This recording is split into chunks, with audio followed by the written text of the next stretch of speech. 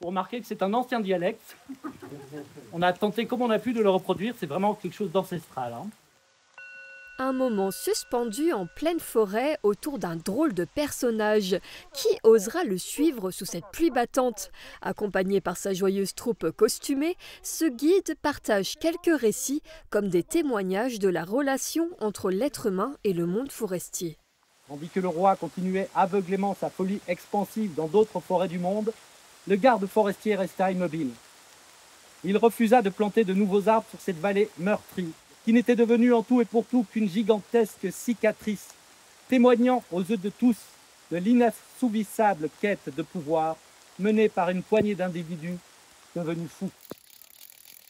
Cette déambulation artistique a été imaginée par les designers des mondes forestiers, ces étudiants de l'École nationale supérieure d'art décoratif, actuellement en résidence au Pays Beach pour imaginer la forêt de demain.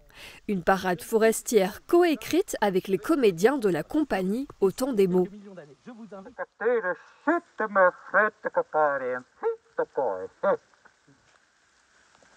Pour balayer les inquiétudes de l'année et le mauvais sort de l'hiver.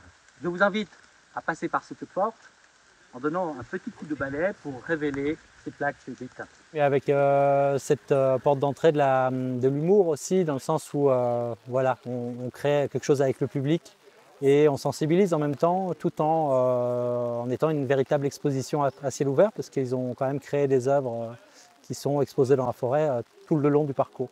Et pour s'immerger un peu plus dans cette atmosphère forestière, chaque participant pouvait fabriquer soi-même son propre masque à partir de matériaux naturels, comme des bouts d'écorce, des pommes de pin, des fougères ou encore des fleurs. Cet atelier et ce spectacle ont beaucoup plu à ses participants. C'était super, et surtout la préparation des costumes, et de pouvoir se servir un peu de tout ce qu'il y a autour de nous pour faire des costumes assez sympathiques. Et au final, le fait qu'il y ait eu de la pluie, c'était encore mieux au niveau du son, quoi. Je trouvais ça très convivial. Et j'ai beaucoup aimé les petits moulages en étain, me semble-t-il. Et surtout la danse à la fin, c'était très marrant. Troisième mouvement, hop, la plantation. Une façon de rappeler l'importance de préserver nos forêts, toujours avec une pointe d'humour. Alors, je te nomme fils de la forêt.